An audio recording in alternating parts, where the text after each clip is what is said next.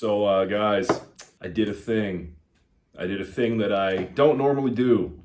I went today and picked up at full retail the brand new release, Kenzo SANTAL Marine. So buckle up your seatbelts, chill in. This is going to be one hell of an adventure.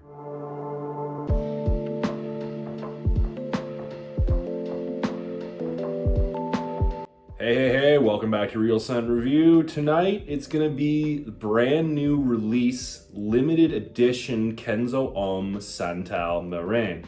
I'm not referring to Kenzo Homme Marine. No, this one here just came out in May of 2024, and I enjoyed this one enough, spoiler alert, to go out and pay full retail for this one at a department store here in Madrid. Now, right off the bat, it's a limited edition and it's currently only available in select retail locations in Europe, although I have it on good authority that this will have a worldwide release in the near future. Y a vosotros que estáis en España, este perfume se puede encontrar en El Corte Inglés. Los 110 mililitros saldrán a 69 y pico euros. Mientras duren las existencias. Como he dicho, es una edición limitada, así que no sé cuánto tiempo van a durar las existencias, pero en un futuro estoy seguro de que el precio va a aumentar y probablemente muchísimo. So yeah, right now, this is available in Spain, at least in El Corte Inglés, a large department store chain. I would imagine it's available in like Harrods in the UK probably, although I'm not entirely sure. Don't quote me on that. I'm actually gonna do a bit more research on that and post some updates after this video is posted. But right now, this is only available, like I said, in select retail locations across Europe. I paid 69 euros for this, which I think for a 110 milliliter bottle is absolutely reasonable. I also think that being a limited edition, the price of this is probably going to skyrocket in the near future. I would imagine that's what tends to happen with limited edition releases. Anyway, all that aside, time to get into the actual fragrance. So the nose behind this one is Quentin Biche. Man, Quentin Biche is really becoming the Alberto Morillas of this generation, I think. I mean, Quentin Biche, he covers all the bases. He's released a lot of, really popular, well-known fragrances, notably a lot of the members of the Bad Boy line from Carolina Herrera. He's also worked on a lot of the Le Mal line by Jean-Paul Gaultier. He's released some amazing, interesting, unique niche scents as well, like Encelade by Marc-Antoine Barrois. That's a super interesting fragrance. I actually have it right here behind me. I'm going to be releasing a review of that one in the near future as well. Oh, Quentin Biche has done it all, man. And I think, as far as designers go, these Kenzos, this Kenzo Pour Homme line is one of the more unique lines in all of designer perfumery, as far as I'm concerned. So the line is based around the notes of Gallo wood, which is based on patchouli essential oil, spicy, dark, woody, earthy. It's actually a patented aroma chemical made by Givaudan, which is the company that Quentin Biche works for. The Kenzo Homme line is also known for its use of calypsone, which is an aquatic, kind of salty, little bit spicy watermelon note, also a patented aroma chemical. Now, I will be completely transparent here, like the top half of this bottle. This fragrance absolutely does smell like other members of the line. Yes, you can definitely tell that this is a member of the Kenzo Homme line, but it does differentiate itself just enough to make it interesting and absolutely worth buying, in my opinion. Gonna get started with the presentation here. The box, you can see rectangular, white, Kenzo SANTAL Marine, which means marine sandalwood in French. We can see there's a picture of the bottle in the front of the box. And on the back, we have the stylized K for Kenzo. Bottle here looks like every other bottle of the line, with the exception of the top part is transparent glass. And as we go closer towards the bottom here of the bottle, we can see that it turns into a matte black finish. Really interesting, solid gradient on this bottle. I love the bottle. But the thing I love most about this fragrance is the smell itself.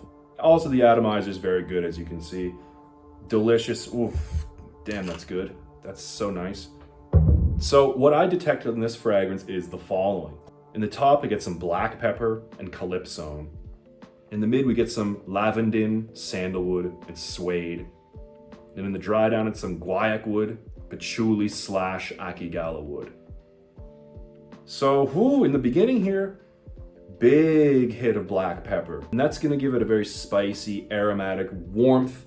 Also, I think in this, the black pepper is lending a hint of what smells to me like pencil shavings. Kind of like that really designery oud accord that's used in like Gucci Intense Oud. Kind of like that, but turned down a little bit. And in the beginning here, that is met with some calypsone. So it's a salty, kind of aquatic smelling watermelon accord. Really nice opening here. It's a very fresh opening compared to like the EDP of the same line, for example. And in the mid here, we're gonna get some lavender, which is a less expensive alternative to lavender essential oil. It does smell like lavender, but there are some different nuances to this that make it different than lavender essential oil itself. So for example, lavender is a little bit more airy. It's not quite as deep and spicy as actual lavender essential oil. Also, there's a distinct camphor touch to this lavender. Adds a minty characteristic. Absolutely, I detect a cooling freshness. And I'm sure that's coming from the lavender in the midlife of this fragrance here. And in the middle, the star of the show to me is the sandalwood. In this particular fragrance, the sandalwood it's creamy, it's ambery. It almost has like a small, I wanna say boozy touch to it. Like if I can make a quick comparison, this one here, Pasha Parfum by Cartier. This one here has a very, very distinct sandalwood note. And it's quite boozy in this one. I get kind of like a similar thing going on here in Kenzo SANTAL Marine, only the booziness is turned way down compared to this. But other than that, in this SANTAL Marine by Kenzo, the sandalwood is beautiful, delicious, creamy, like I said, ambery, it's warm. It's a really nice sandalwood accord in this fragrance. I also get some suede. It's like a very light, leathery touch here. Very smooth, creamy as well, the suede is. But I do get kind of like, a little bit of a cooling type of light leather in the mid here. It's not really mentioned anywhere else in any official note breakdown, but I definitely do detect it in here. And in the dry down, we get some guaiac wood. It's gonna lend a nice, light, smoky woodiness to this fragrance here. Gives it a really nice, interesting touch. It's soft, it's woody, it's a little bit smoky, but it's smooth. It's not in your face like a campfire or anything like that. It's kind of like just a light, smoky veil that surrounds the other notes in this fragrance here, really bringing everything together nicely, keeps it from going too far into like, I don't know, sweet aquatic territory, let's say. And it's met with some akigala wood or patchouli in the bottom here. I put a slash between those two notes because akigala wood is based on patchouli essential oil. We get definitely characteristics of the spicy, warm, kind of earthy patchouli, although there's no dark chocolatiness to this at all. In fact, it's kind of replaced by like a dark woodiness. So yeah, we get those aspects of the patchouli along with a bit of the woodiness, and that's what we call akigala wood. That's the aroma chemical that's being used here, I'm sure, in this fragrance. Although again, it is not mentioned as an official note. I'm willing to bet that there is akigala wood in this. It smells a lot like other members of this line, but like I said, it does have its differences, and the differences are enough to make this absolutely worthwhile in my opinion. So I'm not gonna make this like a straight up comparison video between this and other members of the line, but I will say there are some similarities and there are definitely some differences as well. So in the past, I have reviewed Kenzo Homme Eau de Parfum. You should definitely check out my review on that one. This one here, how could I compare it? This one definitely retains some of that DNA. What I mean by that is it has that kind of fruity, aquatic background, although it is not nearly as heavy and dense as the Eau de Parfum, for example. Also, the Eau de Parfum has noticeable leather in it, whereas this one here is more of a lighter, kind of creamier suede. Also, this one here has the addition of guaiac wood, adding a soft, smoky veil to the fragrance. and the sandalwood in this. There's a good amount of sandalwood, really, really nice.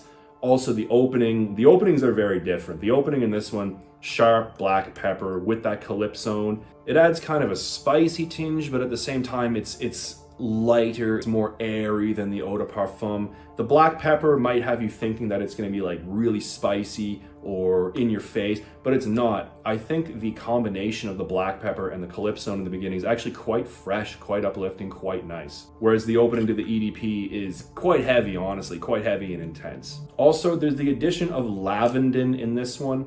Now, I can detect it, but most of what I detect from the lavandin is that camphor. So it's a minty kind of cooling freshness. I don't necessarily pick up, you know, the typical lavender, right? I don't really get much of that in this.